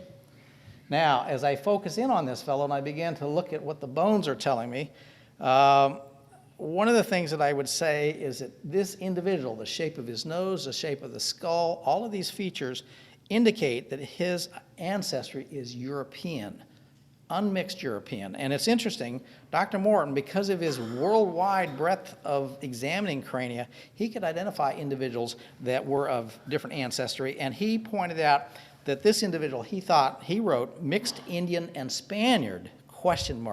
And he assigned an age of 30 years. Now, he's recognizing a different ancestry in this, not the European that we would quite emphasize, but he's questioning it in relation to the others. This male, in terms of his craniofacial morphology and his genetic features, is European. His age is younger. It's 20 to 24 years of age. One of the things that you'll see is that there are a number of teeth that are missing in this individual. Now, one of the things about teeth, and I'll be showing you the cranium and the maxillary dentition, is that you tend to have, in a collection that is out in the field, postmortem loss, and it tends to be fairly extensive, particularly of the front teeth. The incisors, the canines, and premolars are single-rooted teeth, and so with decomposition, they tend to fall out. The anterior teeth tend to fall out fairly easily, whereas you will be more often seeing molars, and molars that are upper jaw molars have 3 roots, and it tends to lock them in fairly securely. It may not be totally visible to you, but what I'm focusing on in this photograph is his nasal conchae. They are part of the ethmoid bone. They're scroll-like bones inside, and in this particular individual, inside the nasal chamber, by normal standards, this man's nasal conchae shows signs of chronic inflammation due to allergies. This fellow, when he was here, he was suffering at times from a runny nose. And here are the teeth, so I'm talking about loss of anterior teeth. That's very common. And a left side view of the cranium. An additional label that was put on this by Morton. Now I'm going to focus in on this area right here. And this is a partially healed, tear-shaped, bladed injury along the temporal line. So the temporal line that you're seeing, and it's approximately, it measures 13 millimeters in length in a front to back, anterior, posterior type of view, and it has a maximum width of about 5 millimeters. And this is a strike from a weapon in which the outer table, the outer bone surface was pressed inward, and it actually penetrated through the outer table, the intercancellous bone, the diplo, and into the inner table, such that when you look at it, when you put a light inside, for instance, you can see through, and the line of penetration measures approximately 7 millimeters in length. So this is an injury that is partially healed. This is not something by the degree of healing that would have occurred, say, at the Alamo. This is longer healing, but it is a blade that struck him here. I don't know exactly what to put forward, whether you're talking a saber tip, a bayonet, but it's something that struck him right here and caused a serious injury, but he was surviving. Shows also then two conditions. That's an antemortem injury. Shows two conditions that we think are perimortem injuries. The left lower frontal bone, which I'm zeroing in on right here, this is the left forehead in this area, has a very small perforation with a depressed margin that opens into the frontal sinus. You can see in there, and the discoloration. One of the things that we can tell is recent breaks from old breaks, and it is the discoloration of this inwardly depressed margin that indicates that it's an old, meaning going back to the time of Audubon and before that, old perimortem at the time of death type of injury. And this is a very small impact area. It measures 5 millimeters by 4 millimeters. He also has a traumatic blow to the alveolar region, to the mouth area. And when we look at his maxillae, the upper jaw, he has perimortem fracturing of these teeth. There are, when you study them closely, you see that the sockets are damaged. You'll see that there are radiating fractures. There is missing bone. And all of this type of damage that has occurred in this area here is something that we would, in the overall combined appearance of these fractures, think that these teeth had some help in coming loose in the fact that there was a blow that occurred at the time of death to this man. And we're looking closely here at this damage that occurs right in here. This is all loss, extra loss of bone, and it's old fracture, old stained fracture edges. This is the second man. This is the one that was identified as 555. Now this cranium is in good condition. It has sandy sediment in the ear holes, the external auditory meatus, and in some of the foramina, some of the different perforations in the skull. And it has a little bit of loss, post-mortem loss, of the tips of the nasal bones. Dr. Morton assigned an age of 40 years to this individual, and we would say that by current standards, he's actually fairly close, that he's about 35 to 42 years of age. There are only a few teeth that are present in the cranium, and part of that is antemortem loss that has occurred earlier in life. He's lost a tooth here. This tooth here, an incisor, had come out. The right maxillary first incisor was lost during life, and its socket was in the process of remodeling at the time of death. He's also lost a left first premolar, and he has some teeth that show periapical abscesses, meaning he has had, due to a cavity, a broach of the pulp chamber, and it has led to a cavity. So he has some abscesses. He has two teeth that were lost antemortem, and it was remodeling, and he has two abscesses. He also has moderate periodontal disease, periodontal bone infection. Now, in terms of his cranium, there's no definite perimortem trauma that's noted on the cranium, with the exception that I think he also has a blow to the mouth, a good possibility that he had a blow to the mouth that caused fracturing of this anterior maxillary alveolus. When we look at the right side of the head, we see Dr. Morton's label, and with that label, he has clear evidence of antemortem trauma. He has 3 perforations, one right here that measures about 6.5 millimeters across in diameter. They're beveled margins. one right here, and a depression right here. So there are 3 different defects. When we would analyze something like this, one of the things that we would do is, and courtesy of the Penn Museum, is we would look at their radiographic images. Now, they have CT images of this cranium, and that's in part what's used in doing the stereolithographic reproductions for the facial reconstruction that's in progress. But one of the things that down the road is we need to get good plain film x-rays to just look for the presence of embedded metallic particles that could be associated with that.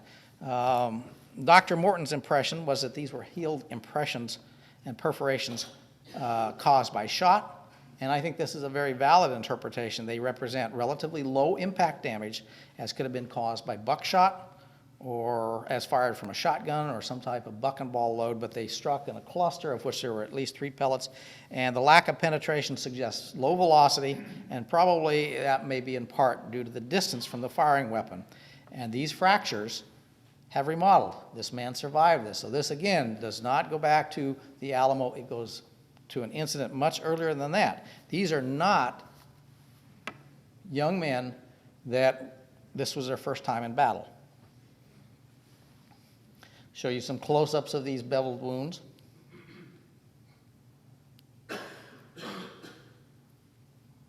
And one of the things that we do, and we won't go into that, but there are different types of studies that can be done, and we are always making note of different types of genetic anomalies, other kinds of anomalies. One of the things that he has is a very rare trait, very rare genetic trait called the paracondyloid process. It measures about 14 millimeters in length by, in terms of its projection, and it actually would have caused some limitations in his mobility to move his head because it was striking against the first cervical vertebra. This individual here is number 556. 556 is a man that is about 30 to 34 years of age. He has a little bit of desiccated tissue that is adhering to this cranium, including also, and it bears back to the one earlier reference, he has some loose brain tissue that is still present inside the cranial vault. He has very complicated suture patterns and the types of features that when we look at his cranium, it's very different from the very first one I started. The wider facial width, the shape of the orbits, the flaring of the zygomatics, all of these other individuals are showing a mixed ancestry that would include some Native American and some European ancestry. His teeth, no trauma to the midface, but the postmortem loss that we've talked about in terms of the teeth. Lateral view.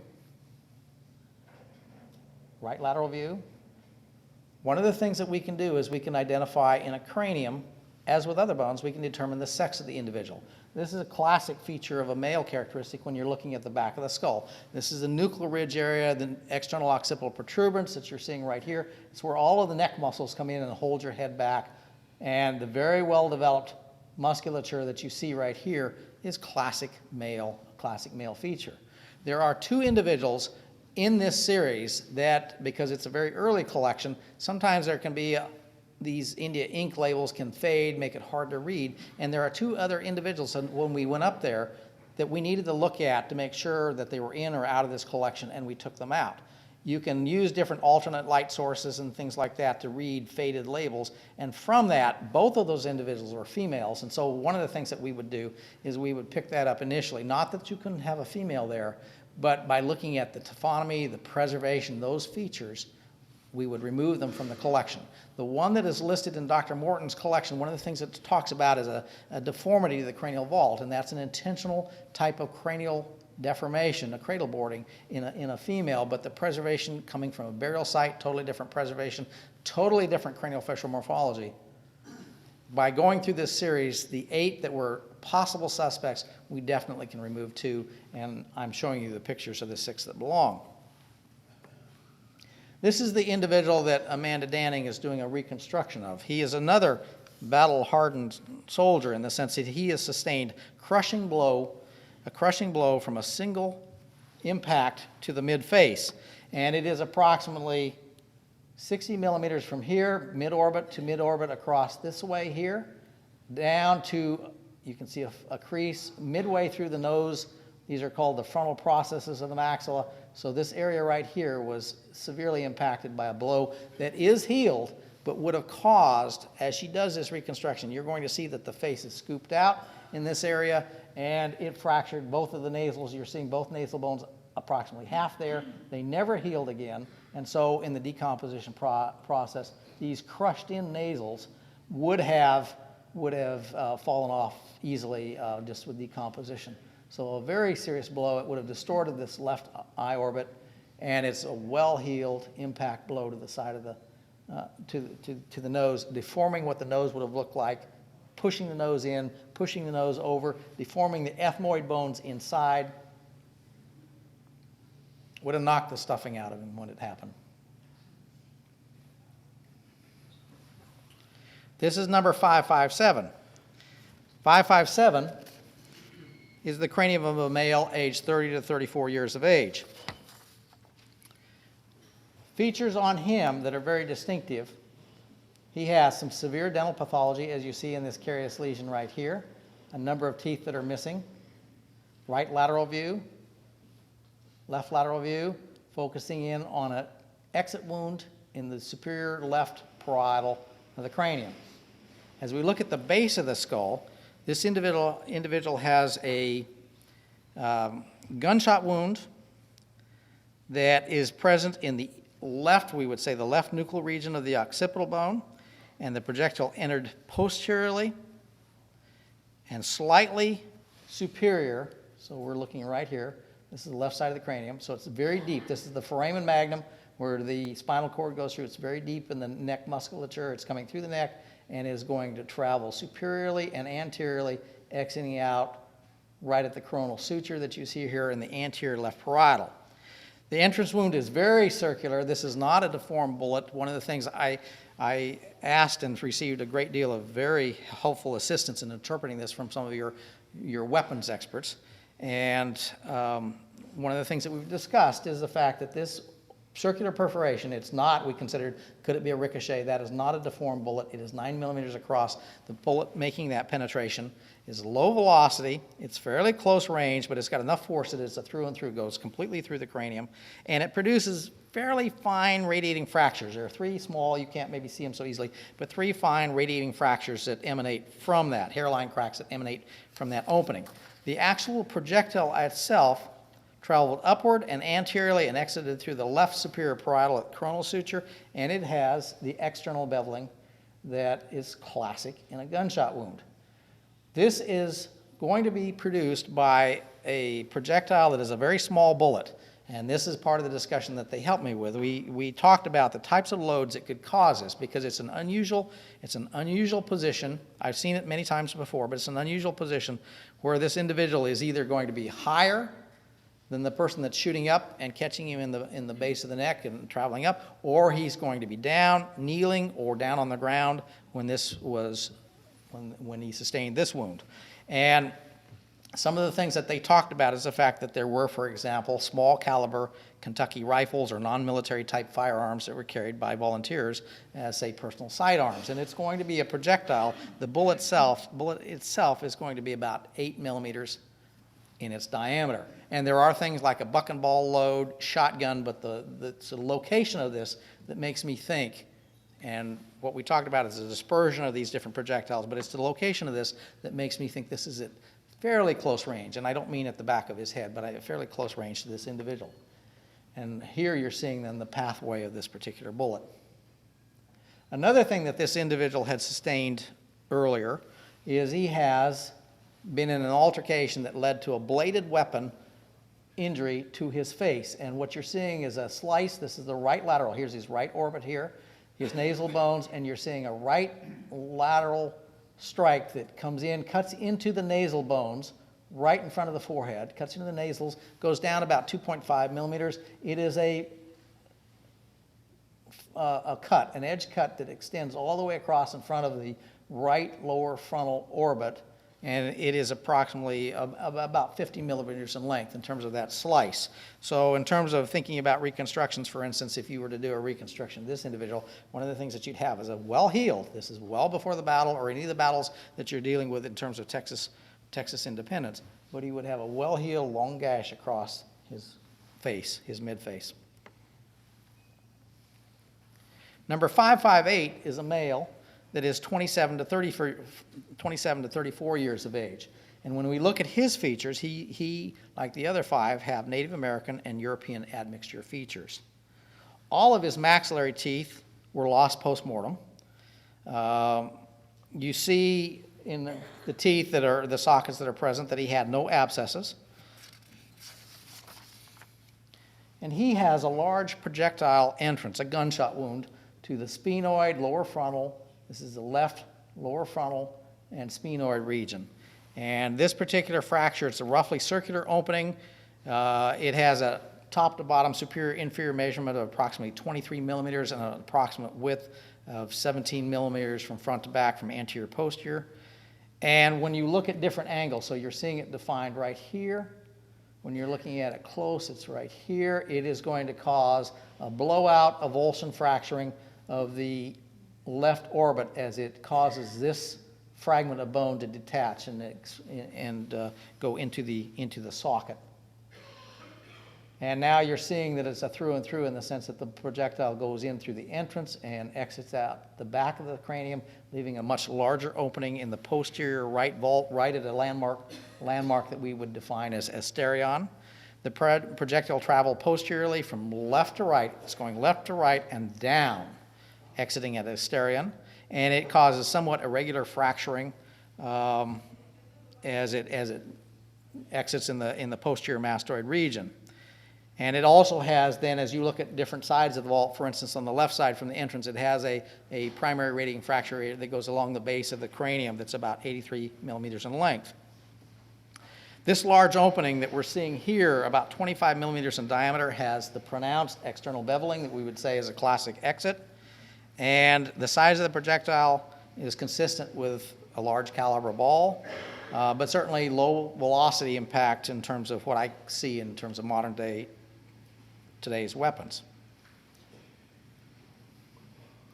So you're seeing the pathway of this particular gunshot projectile. The last individual in this series is number 689.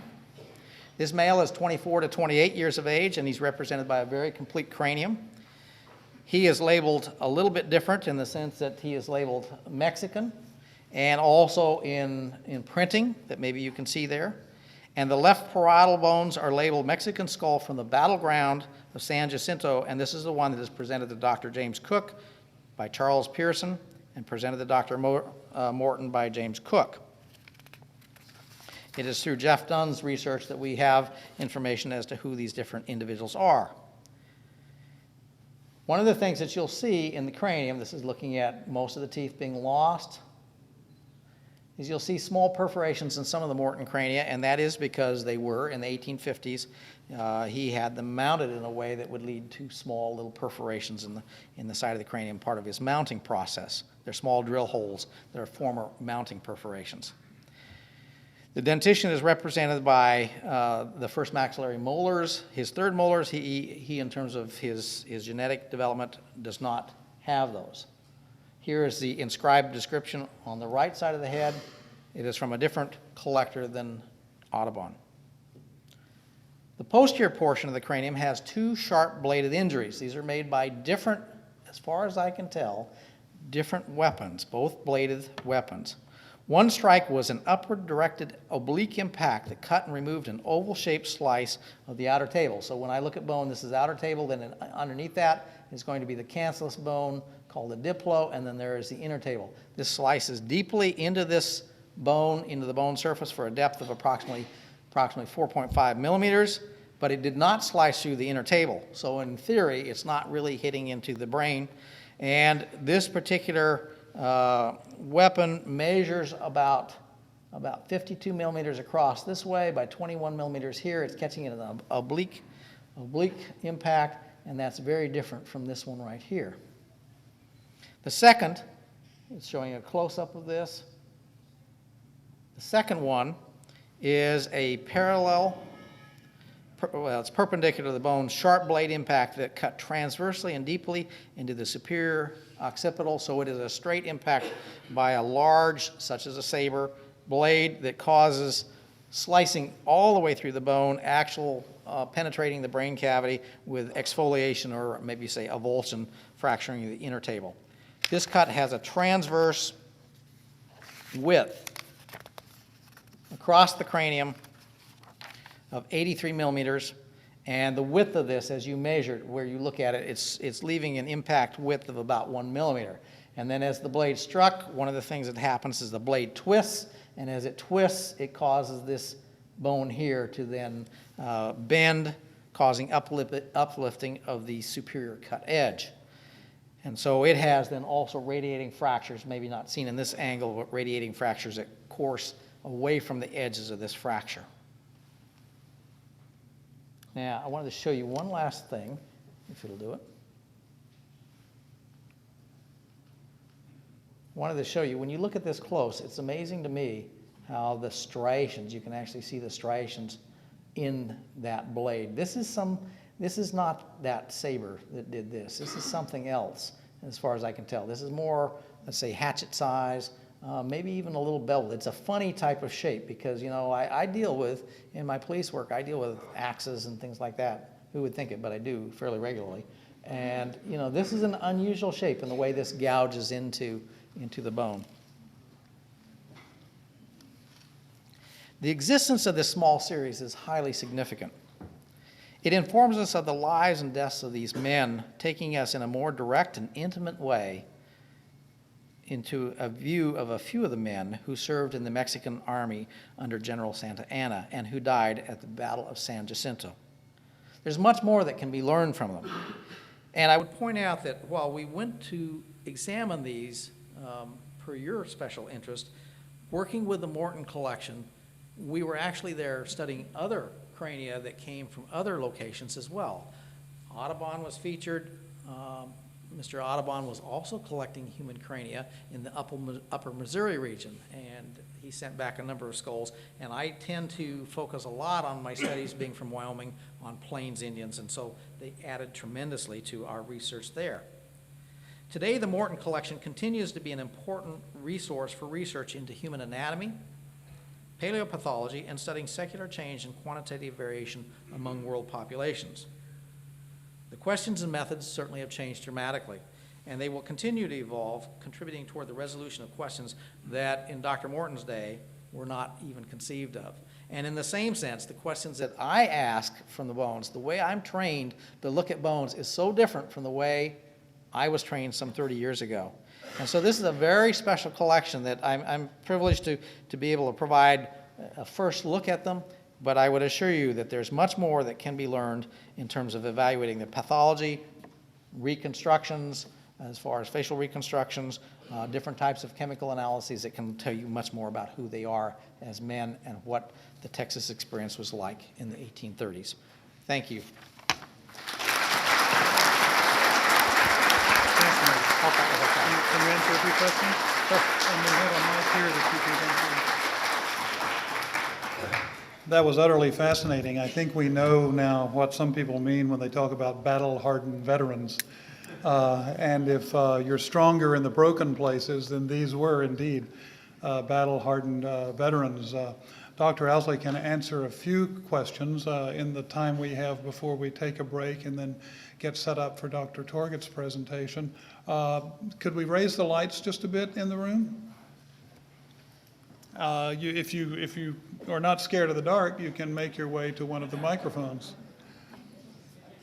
Yes, sir. Did you find any information about the Karankawa Indians in your research in Texas?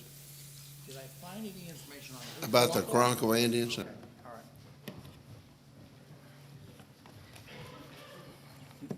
His question is about the Karankawa Indians, and I have worked in a number of museums in in Texas and have conducted a number of studies on their historic and prehistoric collections.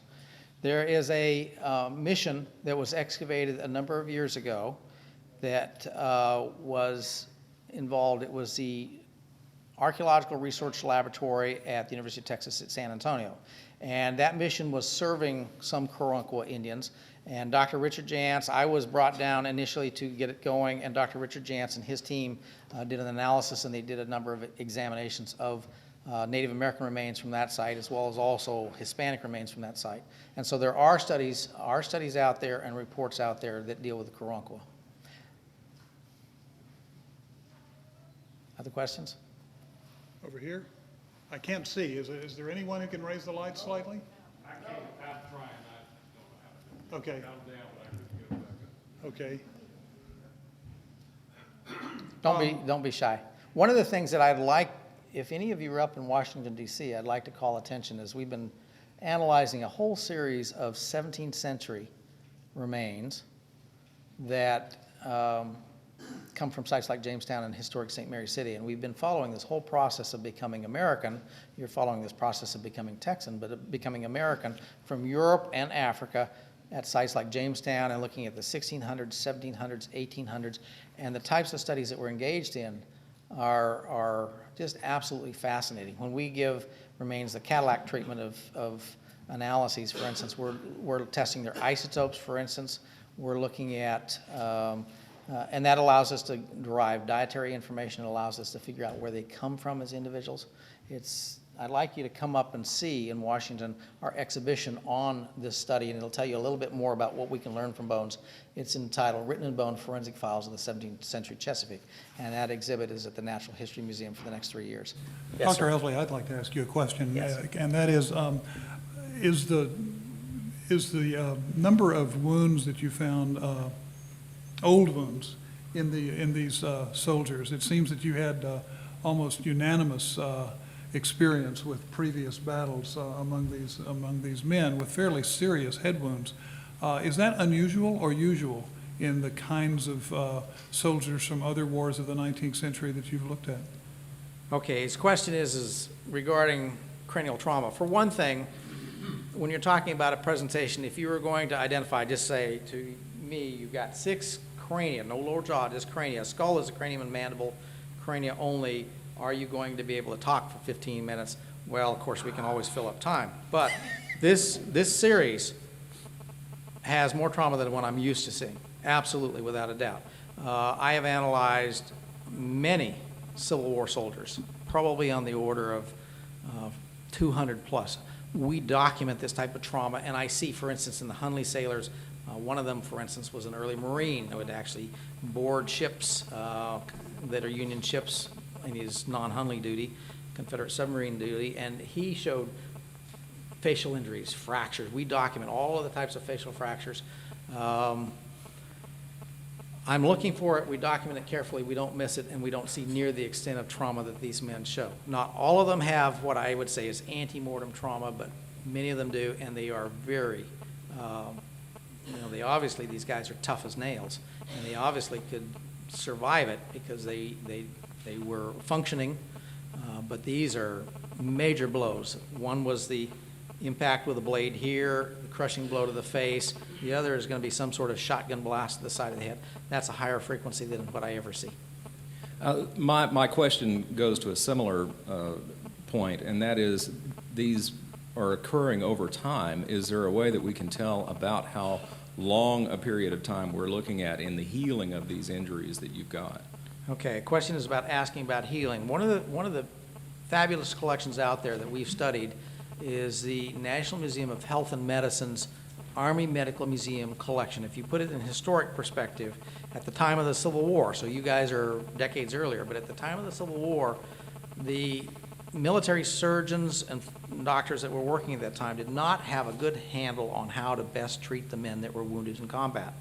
And the Surgeon General, a new position, the Surgeon General sent out orders to his surgeons in the field to send in documented specimens. And these are documented in a way that says this is the cranium of Private so-and-so, he was shot at Antietam, and he survived this many days. And they very carefully document, some better, some worse, but very carefully document the treatment that these men would receive. In the same sense, they were trying to see what kinds of damage, different types of shot, canister shot, I mean, they have everything in there from buck and ball type loads, lots of shotgun type loads, canister shot, that type of thing. And some of these men are where they're just sending the amputation in, or they're sending the cranium in because they want a better study. The surgeons of the time wanted to study and see how to best deal with these, and by looking at the treatment records, they could then rule out certain options as working or not working. That collection is a carefully preserved collection, and it provides a lot of comparative data for my historic studies, including my Civil War research. Well, one of the things about that series, to answer his question, is you will have then the known date that this particular soldier was wounded, how they treated it, and when that soldier died, because they do die to get in that collection, and they preserve that. So you can see injuries, that are the day and you're dead, 2 days, 10 days, all the way up to lasting, surviving for years. And you can see changes as the bone remodels. Bone will remodel. If it doesn't kill you, your bone will try and respond to that. It's very dynamic. At about 10 days, you can look at visible changes where the bone is trying to destroy the damaged bone, the bone that has lost its blood supply and is dying. So you get these little osteoclasts, bone cells, that are destroying that. You can begin to see that lytic destructive process coming into play. You can begin to see by 10 to 14 days, you can see visible new bone called woven bone or subperiosteal bone apposition laying down.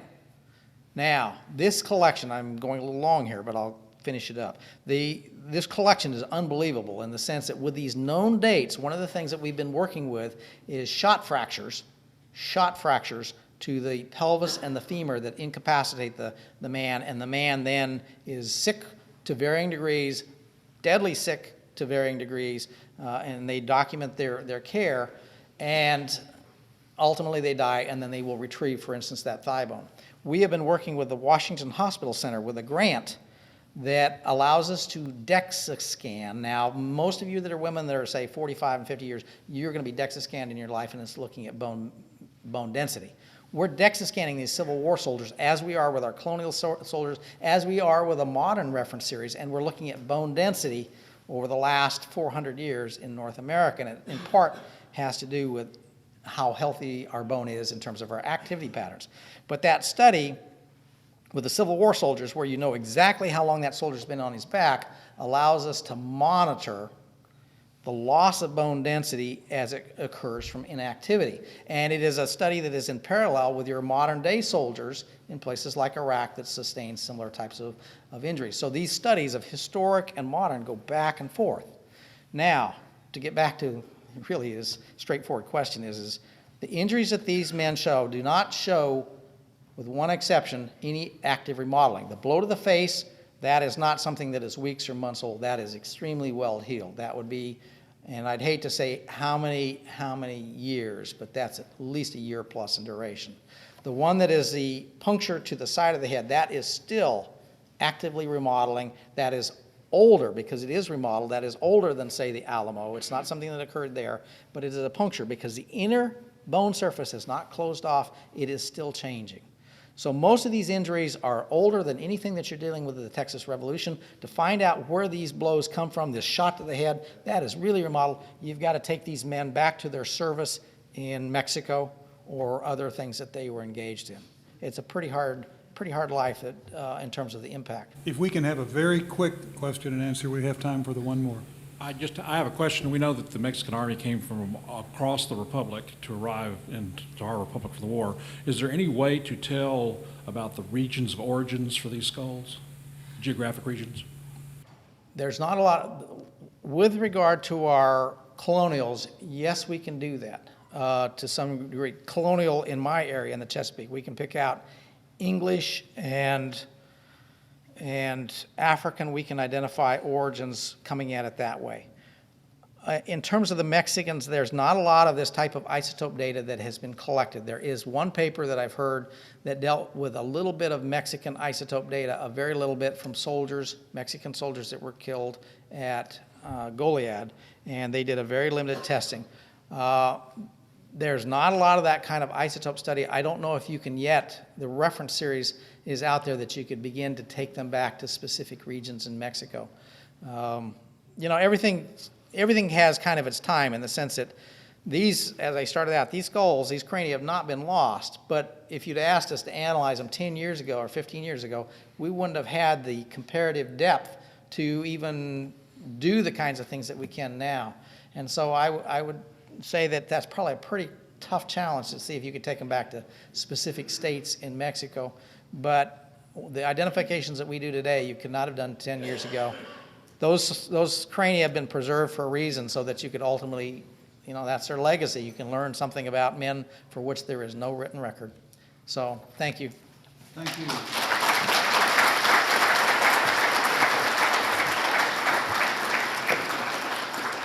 We're running a couple of minutes ahead of time. That's good. We'll take a 12-minute break and start promptly at 11:25 with Dr. Andrew Torgett.